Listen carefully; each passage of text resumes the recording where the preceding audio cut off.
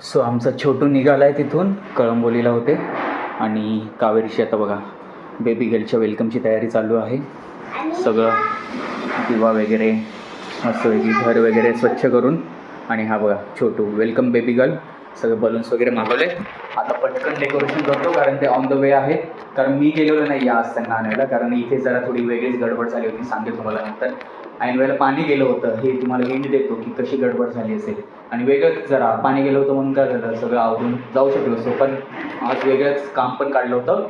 तर फायनली आता चला पटकन डेकोरेशन करून घेतो, कारण कोणत्याही क्षणी येतील आपली छोटी गर्ल ना.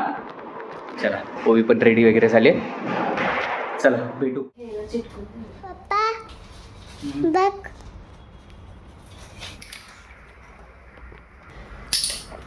Happy birthday.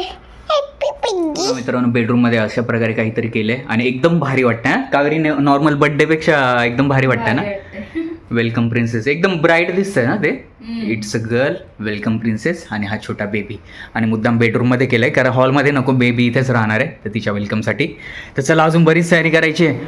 ओवी फुगे फुटले का आपले फुगवलेले? तू काय करतोय बेबीसाठी? मी हे ड्रॉइंग बनवते. अच्छा हॅपी बर्थडे म्हणून. ओके ओके लवकर कर. चला ते आलेत आता. आणि हे बघा अशी काही तयारी करून ठेवली. कुठे? आता ते आलेत खाली आणि आपली सगळी तयारी झाली. आता एंड मोमेंटपर्यंत आपली तयारी चालू होती. हे बघा तर गाडी बाहेर नेली वाटतं आता लावायला. ठीक आहे. हे बघा अशी मस्तपैकी आता तयारी करून ठेवली आहे आणि जवळपास सगळंच झालं आहे. कावेरीने सगळंच फुलं वगैरे गुलाब वगैरे मस्त सगळं मागवलं होतं आणि मस्त तयारी केली खरंच.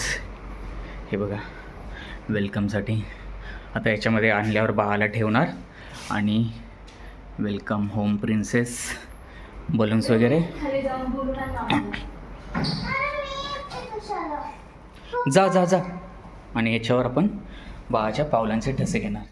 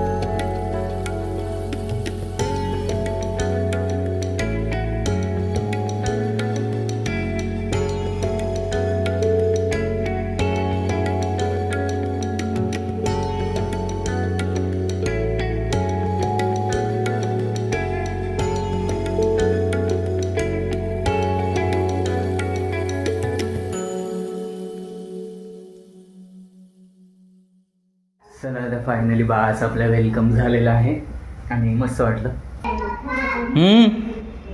बलून आहे अजून बेडवर. काय काय. सो गाईज आता निघालो घनसोलीला. आणि कारण आपल्याला अंबज्ञ इष्टिका म्हणजे नवरात्रीत जे आपण देवीचं मोठ्या याचं पूजन करतो त्यासाठी इष्टिका म्हणजे वीट एक असते, ती उपासना केंद्रातून घ्यायची होती.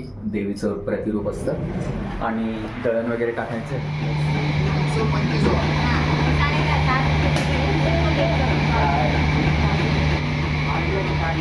बाजरी अभी मिलेगा 1 घंटे में.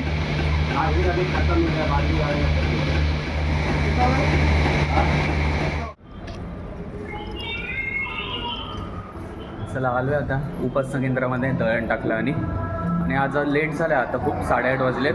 पण आपण फक्त अंबज्ञ इष्टिका घ्यायच्या आणि बापूंच्या दर्शनाच्या दृष्टीने आलो. आज उपासना नाही होणार, पण मी गाडीवरच करून घेतली उपासना आज.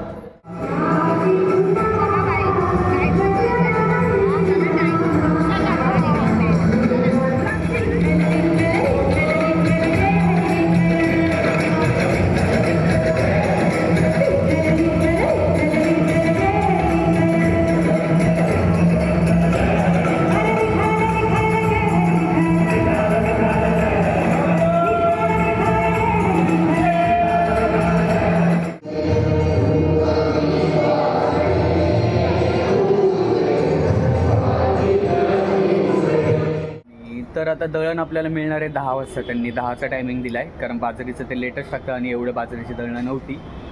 तर आता 10 वाजेपर्यंत, आता झाले तर 8:50, म्हणजे 9 वाजलेत पकडा. आता 1 तास काय करायचं, चप्पल घेऊया आणि बिस्किट वगैरे डीमार्टमध्ये. संध्या मागचं घे, मागचं पॅक चांगलं असतं. डीमार्टचा रूल आहे ना, मागचं घ्यायचं, पुढचं नाही घ्यायचं कधी. 139 वाले घे, 139 वाले हे मोठं.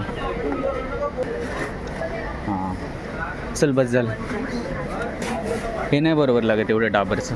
डीमार्टमधून घेतलं आहे सगळं. आता आपण जाता आता काहीतरी खाऊन जाऊया, कारण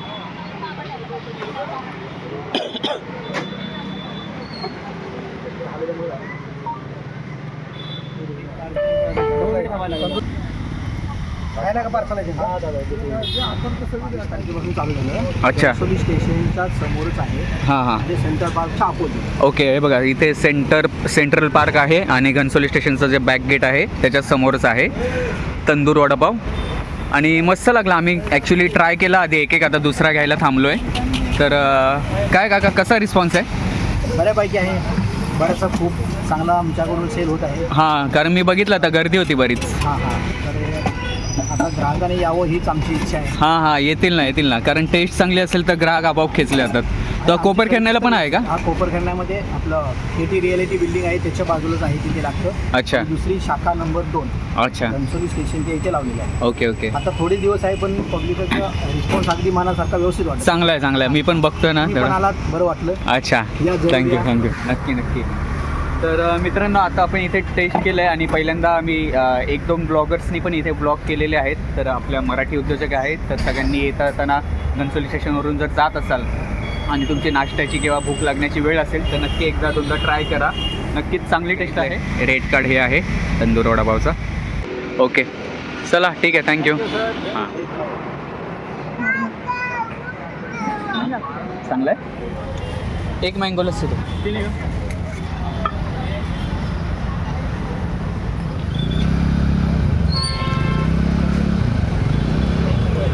झालो आहे आता घरी आणि बराच वेळ झाला, 2-3 तास झाले घरी येऊन.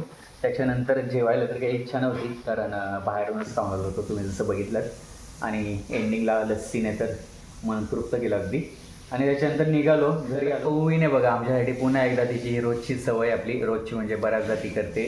ड्रॉइंगमध्ये आता एक्सपर्ट झाली ना बघा. तर हे बघा किती मस्त ड्रॉइंग केली तिने. टाडा. सगळं कलर सिलेक्शन ड्रॉइंगमध्ये कसं काय स्केच काढलंय, बॉर्डर वगैरे, नावं, ओवी, कावेरी, अक्षय, छोटू, सगळं तिनेच केलंय. आणि आणि माझं नाव कृष्णा म्हणून. अच्छा तुझं नाव कृष्णा ठेवलंय काय? नाव चेंज केलं का आत्तापासून? ओके ठीक आहे. ओके. तर खरंच खूप चांगलं काढलं, म्हणून मला वाटलं की कॅमेरा चालू करून दाखवावं. आणि कसं आहे की कधी ते तुम्हाला वाटत असेल की अरे नॉर्मलच सर आहे, एवढं काय आहे, पण बापाला शेवटी मुलीचं किंवा बापाला आपल्या मुलाचं कौतुक असणारच. तर तुम्हाला पण ते जाणवतच असेल, म्हणजे तुम्ही पॅरेंटहूडमध्ये जर आलेलं असेल तर. या ब्लॉगमध्ये आता इतकंच. भेटूया उद्याच्या ब्लॉगमध्ये. तोपर्यंत okay tata and bye bye. Bye bye, good night.